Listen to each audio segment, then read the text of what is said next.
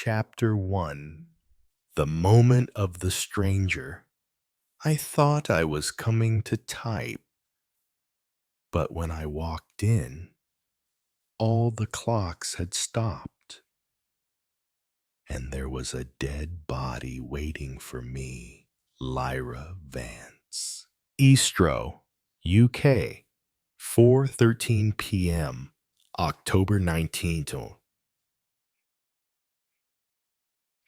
Lyra Vance stopped in front of the Green Iron Gate at 31B Wilmer Street.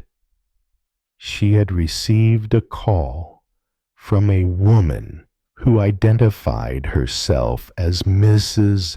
Ramley, asking her to type some old documents. The pay was good. No need to bring a computer. There was a typewriter on site. What a strange house, she thought. The downstairs windows were covered with lace. There was no sound. No dogs barked. No birds sang. Lyra knocked on the door. No one answered. She tried the handle. The door opened. A room that stops time. The living room smelled heavily of damp wood and dried flowers.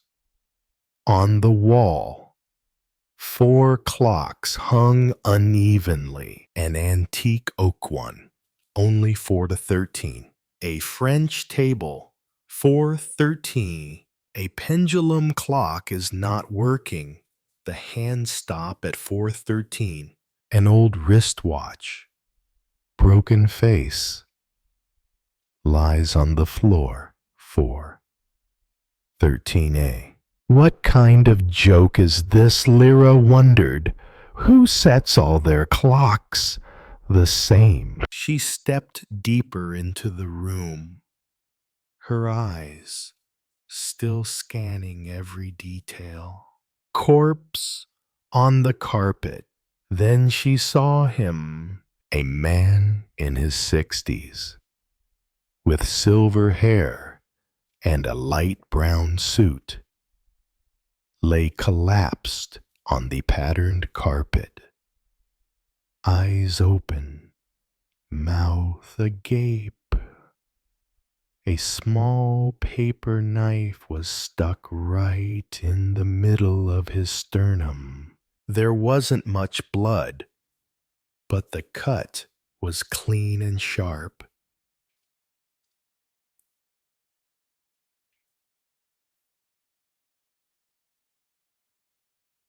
Fatal. Lyra stood frozen. This is not a typo. This is a trap. The doorbell rang. She was about to run away when the gate glass rattled. Someone was ringing the doorbell repeatedly. Lyra peeked through the window. A young man in a long coat, tall, wearing sunglasses. "Miss Vance," he said loudly.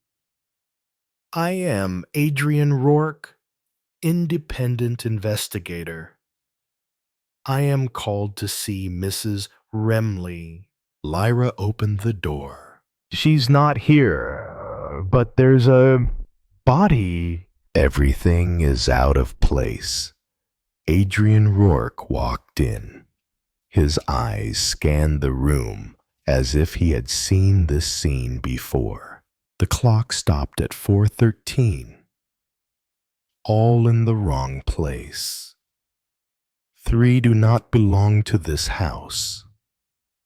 Only one is real. Lyra looked at him, surprised. "How do you know?" "Because I found a room like this once. 11 years ago, in Budapest. Mrs. Remley doesn't exist. The police arrived 30 minutes later. After taking their statements, Lyra and Adrian left the scene together. He asked her, "Do you have a business appointment number?"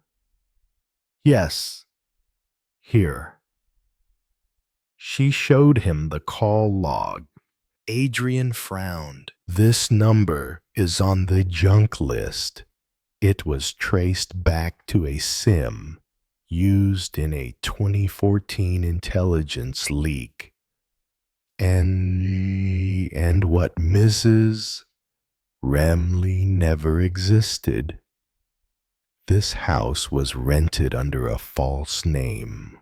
Chapter 2: The Man Inside Time.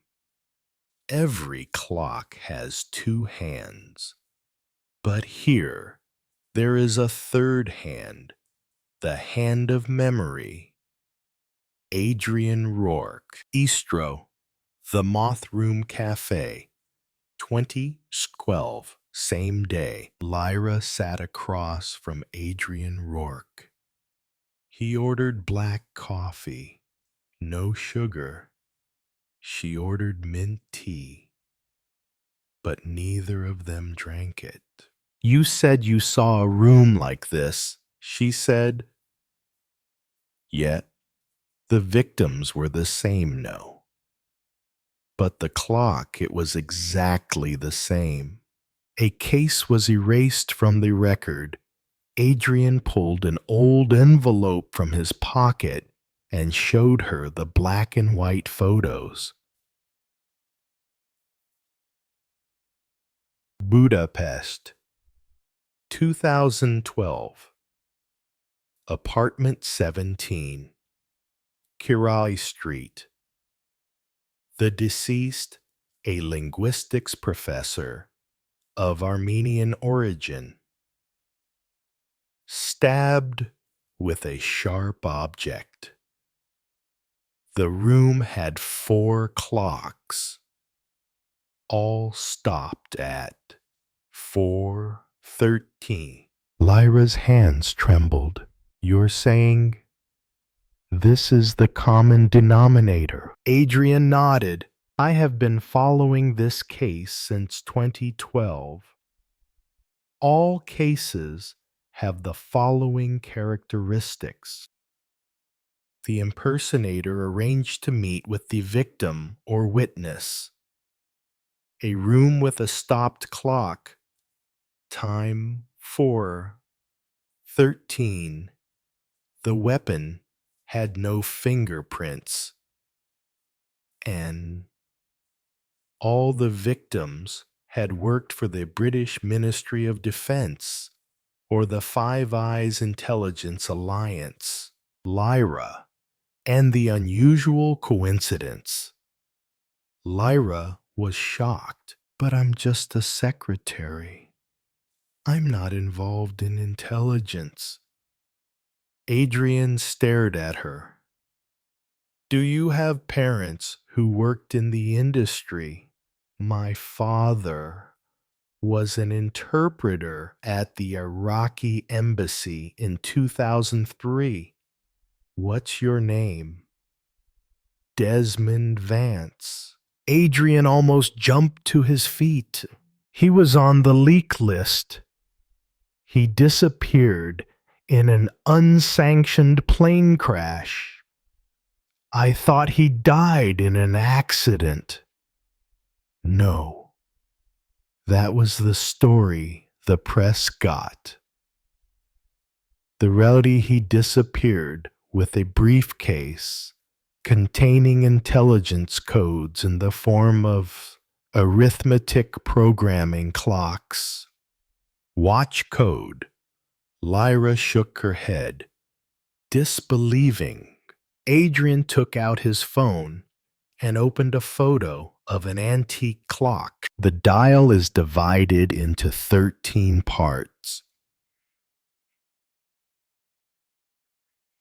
No second hand. Above each hour is an ancient Greek letter. This is not a timepiece. This is an encoder. Call from anonymous person. Just then, Lyra's phone rang. No number, no name. She hesitated, then picked up the phone. Lyra Vance, who, if you want your father to live, stop investigating and never ask how much time it took. Call disconnected. She looked at Adrian, her face pale. They're watching me. They know I haven't given up yet. Adrian frowned. Then, we must continue.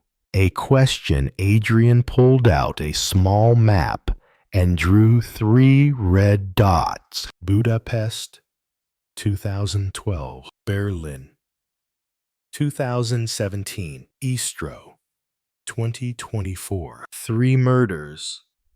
3 points on the map forming a time triangle. They are all on a hidden intelligence line. Where is the next point? Lara asked.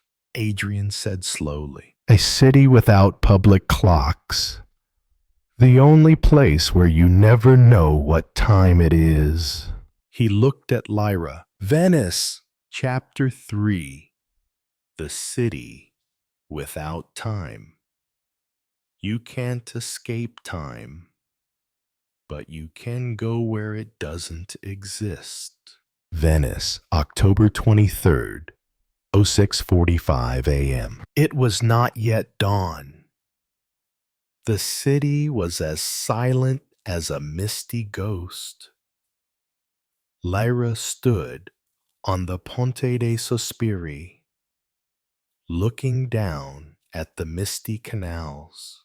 No clocks, no church bells, only the distant sound of gondola oars, like the beating of a strangled heart. A covered journey. They arrived in Venice under false identities, through an old friend of Adrian's in Italian intelligence, Luciano Virelli. Luciano is a man of few words, a heavy smoker, and always smiles when he shouldn't. Venice is where time buries itself, he said when he picked them up at the airport. No one asks about the time, because no one wants to know their past. Unmarked map. Luciano handed Adrian an old map with no street names, marked with nothing but a red dot in the middle of the Cannaregio district.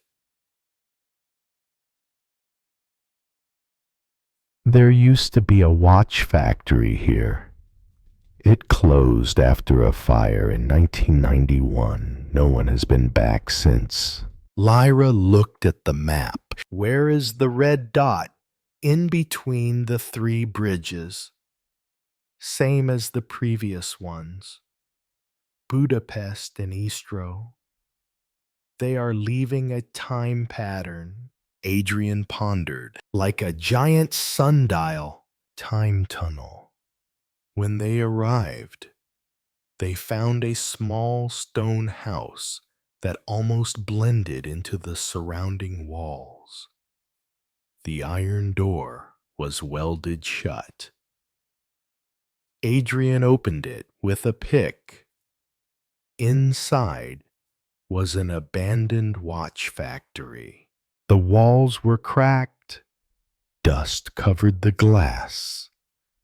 But in the middle of the room was something that did not belong to this century. A military digital wristwatch sitting on an antique display stand.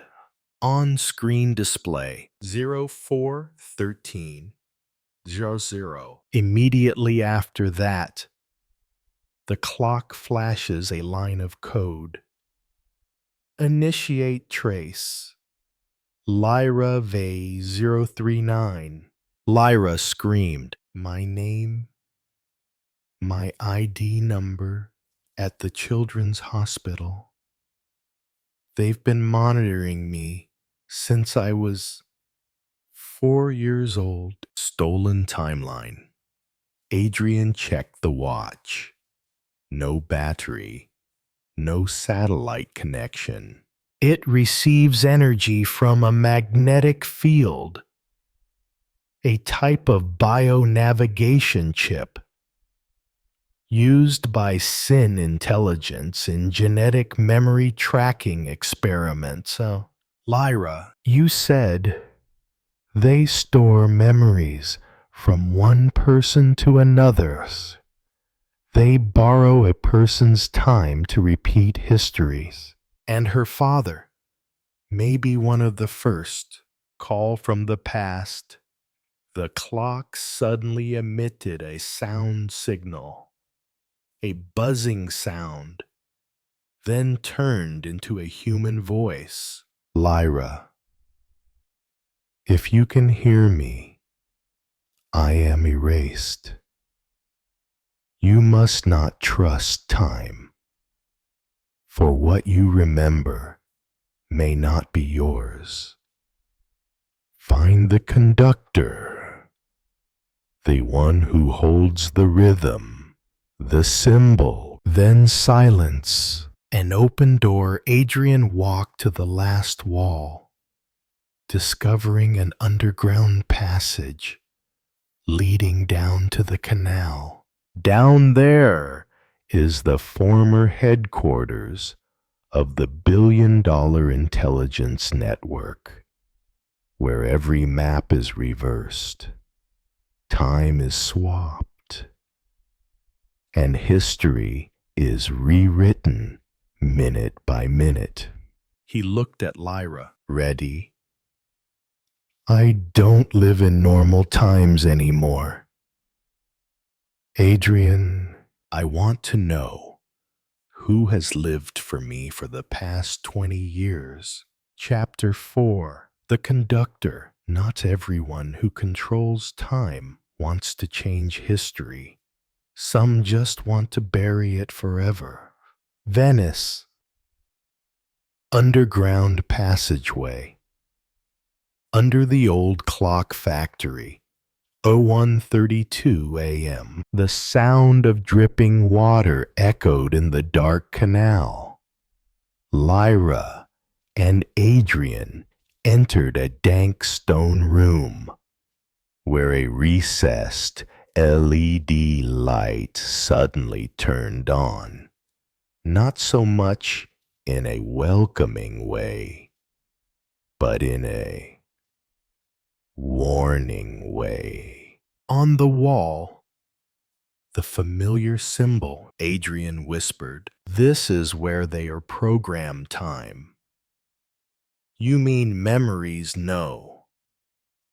They are distorted histories put into the heads of survivors like you. The woman in the glass room. In the middle of the room was a glass chamber filled with steam. Inside was a woman in her 40s with long hair and a face that bore a chilling resemblance to Lyra. She pressed against the glass wall. Who are you? The woman opened her eyes and looked at her without blinking. I am the one who has been dreaming for you for the past 20 years. My name is Orla Vance. Memory matches. Adrian checks the data from the device on the wall. A memory gear type neural processor. She's not lying. The DNA matches 99.91%.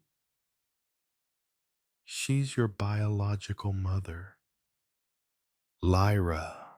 Lyra was stunned. My mother died when I was 6. Accident. Boat fire. Orla.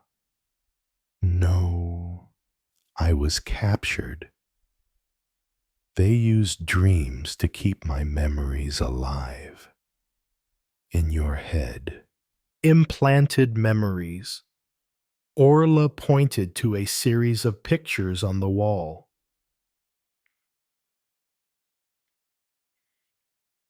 All were hand-painted. A stone bridge in Baghdad, a library with a glass ceiling in Bern, a man in glasses, Lyra's father, stands in front of an old building in London. These are all places you've dreamed about. Right?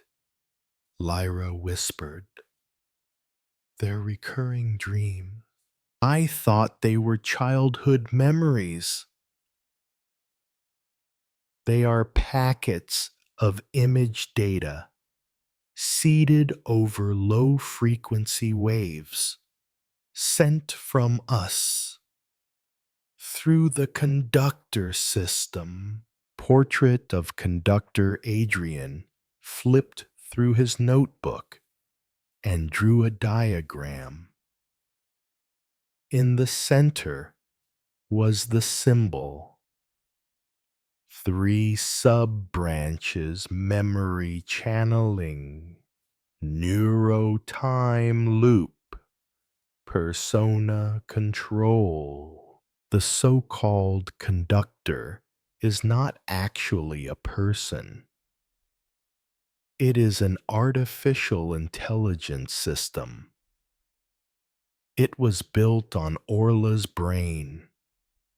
Since 2003, Lyra turned to look at her mother. Still trapped in the glass room, they cloned Mom to create an AI that rewrites the past. Orla, and destroy the rest of me. Without you, I would be nothing more than a forgotten living file. The alarm sounds. A loud noise rang out. The red light flashed. Adrian shouted, "We've been found out." The walls began to shift. The doors began to close slowly, like the mouth of a fairy tale dungeon, swallowing itself. Lyra put her hand on the glass wall. "Mom, I'll take you out." Orla just shook her head. "No. Save me. Conductor lives. Destroy me. It dies with me." 13-second decision. A countdown timer appears on the dashboard. 00013. Adrian shouted, "You must choose. Save your mother, or save the world from something that is rewriting human memory." Lyra looked at her mother, then at the symbol flashing red. She shouted, "No one has the right to remember anything for me. Not anymore." And smashed the control panel. Lights flashed. The room shook. Chapter 5. The manuscript. Memory is an invisible ink, but those who read it can rewrite the world. Venice, October 24th, 04:04 a.m. After explosion under old clock factory, smoke still rose from the ground below. Lyra sat on the roof of an old church, dazed, her hands still caked with plaster dust and dried blood. Beside her, Adrian pulled an old leather notebook from inside his coat. Orla Vance's last manuscript. I found it in the glass chamber before everything collapsed. What is it? A memoir, but not for remembering, but for guidance. Orla's Memoirs. First page, handwritten in purple ink. If you find this book, I'm gone. But I'm not dead. I'm just dissolved into the pages. The following pages are not simply diary entries. They are strange mathematical formulas, schematic drawing of artificial neural network.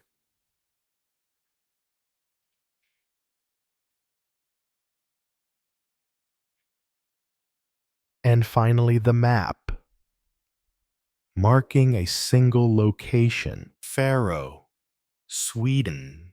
Adrian was surprised. The isolated island of filmmakers and secret agents. No cell phone reception. No servers. No digital time. Lyra. Exactly.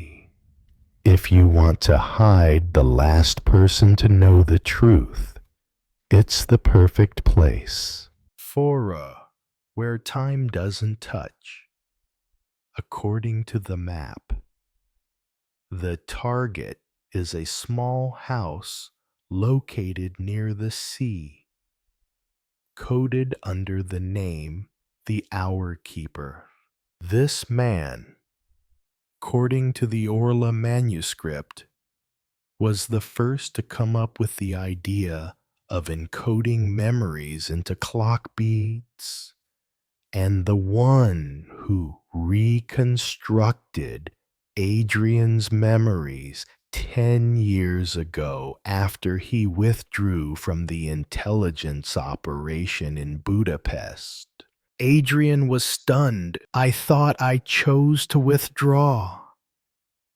But it turns out the memory of giving up was written for me by someone on the way to Foro, on Luciano's private plane. They read the final part of the manuscript. If you meet the timekeeper, don't ask him about the time. Ask him, at what point did history stop being truthful? Adrian muttered, here is the code. The question activates the remember the truth in the timekeeper. Lyra, which means he was reprogrammed too, Adrian. Or worse, he was the one who rewrote everyone. An idea flashed Lyra, suddenly remembered something. She opened the old Notes app on her phone. A file that had never been opened, 413, final, IMG. First line, Lyra. E. If you are reading this, the clock in your head has started running backwards. The image appears a black and white video. A 6-year-old girl standing in the middle of a room with 4 clocks, all showing 4:13. Behind the child was a man with his face obscured, but his voice was clear. You are not the first Lyra, but you may be the last. Chapter 6, The Hour Keeper. There are places where time passes only in memories, and there are people who live there forever. Fora Island, Sweden, October 25, 5:17 a.m. It was barely light when Lyra and Adrian left the deserted dock and walked up the gravel road toward the north of the island.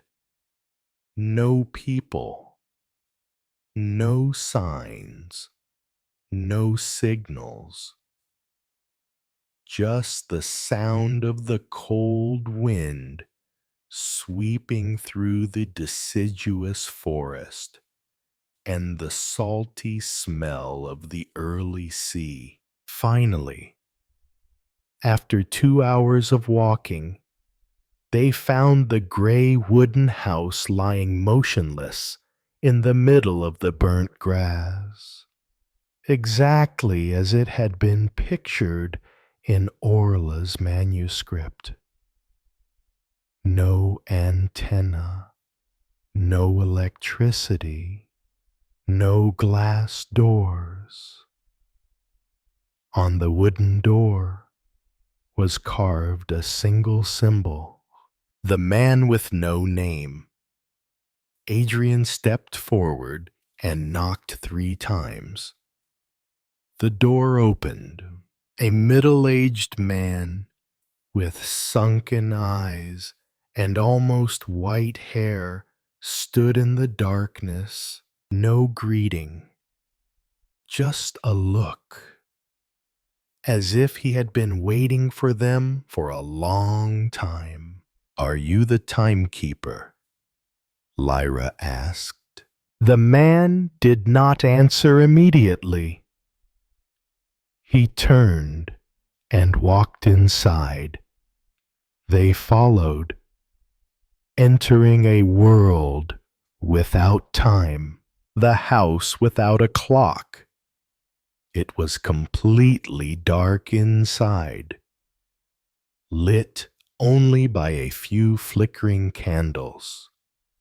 There were no tables, no chairs, no modern furniture. Just hundreds of envelopes neatly stacked on wooden shelves, numbered NAB001 to 999. The man said slowly, "This is everything I have ever written.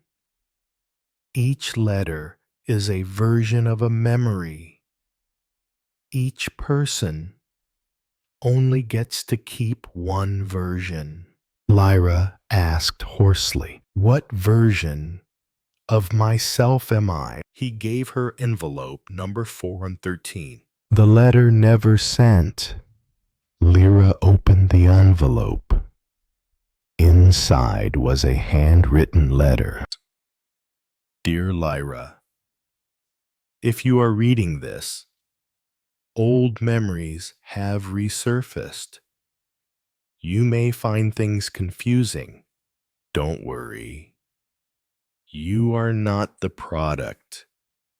You are the one who can finally restore the truth. All previous versions failed because they chose to save others. Only when you choose yourself can history rewrite itself." The last signature D, Vance, her father. The timekeeper reveals. Adrian turned to the timekeeper. "So, who are you really?" The man smiled for the first time. "I was Adrian Rourke." What Lyra was stunned. "Not me." Adrian whispered, "You were me." The man nodded. "You are my copy, the version freed from the burden of memories, so that I can continue to retain the most dangerous part, the truth." Final words. The timekeeper turned to Lyra, his eyes blazing. "You chose to destroy the conductor, but the system still has one last copy, where all the erased memories are saved. It is in the final draft." Lyra whispered, "Where is it, the timekeeper?" "Nowhere else but in your head. But to open it, you must remember what has been erased forever. The reason you forgot." Chapter 7. The final draft. Not every story has an ending. Some are just drafts, never edited. Foro. Underground floor. Under the timekeeper's house. 08:13 a.m. The timekeeper placed his hand on the old stone wall. A strange mechanism clicked. The wall slid aside, revealing a cold metal door. On it, an inscription was carved: Memoria, access by identity, fracture only. Lyra looked at Adrian, who was now confused. Both himself and standing next to an older version of himself. The timekeeper says it wasn't a machine inside. It was fragmented moments, pieces of memories she'd lived through. But they no longer obeyed time. Into the fragmented memory, she stepped in. White light flooded everywhere, then faded into a virtual memory space, like a room without walls, only floating doors, suspended in nothingness. Each door bears an inscription: Lyra Z01. The Faceless Dream. Lyra 07. Life in Burn. Lyra 12. Room 413. Lyra F. The last time I called my father Dad, she whispered, "How many versions of me?" Meet other Lyras. She opens the door to Lyra 07, entering a version of herself, living the life of a scholar in Switzerland, unrelated to any disappearance or dream. That version smiles. If you were me, why would you choose such a painful path? Lyra replied, because I need to know who wrote my memories. The cold-faced Lyra 12 version, who once killed someone in a clock-stopping room, steps forward. I am the failed version, but I remember Father was the one who created the conductor to erase himself. The truth from the original. Finally, Lyra reached the door, Lyra F, and entered a small room. In the middle of the room was the original, the first version of herself, a 6-year-old girl sitting on a chair, playing with a broken clock. The girl looked up. You are my sister, but you forgot me a long time ago. Lyra knelt down. Why did Dad disappear? The little girl replied, because he wrote a bad draft. And instead of fixing it, he chose to erase himself from the story. Then she gave Lyra one last piece of paper. The only person who can keep time is the one who is willing to lose it forever. The last icon coming out of her memory. Lyra held the piece of paper. It had the symbol, but it was upside down. Adrian looked at it. No longer an hourglass, but a new symbol, the end of the cycle. Chapter 8. The author of time.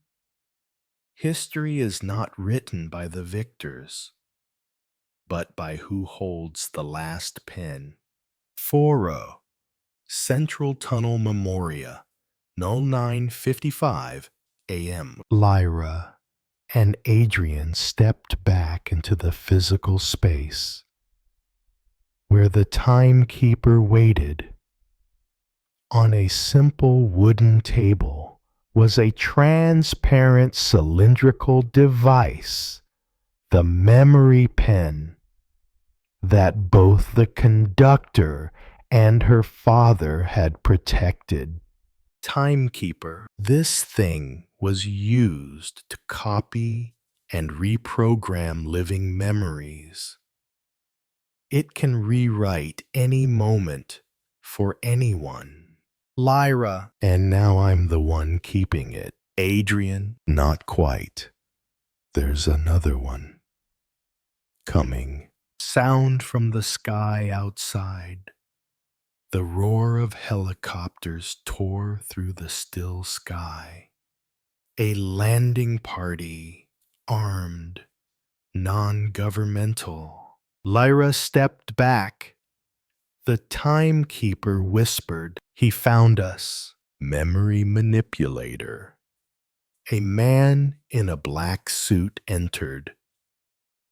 His face was cold and emotionless. Damon Hallstrow, a former associate of Lyra's father, now the leader of the underground network that succeeded Conductor. Damon. Lyra, you are the last missing piece. You think the memories are real? We wrote everything down your father. Your childhood, your dreams, even your friendship with Adrian. Adrian was stunned. What did you say? Damon looked straight. You are the third version. Rourke, the first betrayed. The second lost his mind. And you still believe you loved her. The ultimate power. Damon walked to the table. Just give me that device. Give you the world. A perfect life. No pain, no loss. Just the memories you want. Lyra gripped the fountain pen tightly, and in return, Damon chuckled. You forget the truth. You won't remember who your father was. You won't remember who you were, Lyra. Choice. Adrian, don't do that. Memories, no matter how distorted, are still real if you choose to keep them. No one has the right to write them for you. Lyra looked down at her hand. The pen began to glow. If I write, can I erase all copies?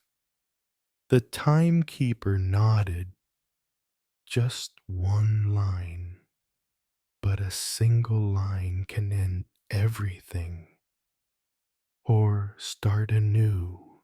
The last sentence, Lyra looked at Damon, then at Adrian. She whispered, I don't need a perfect life.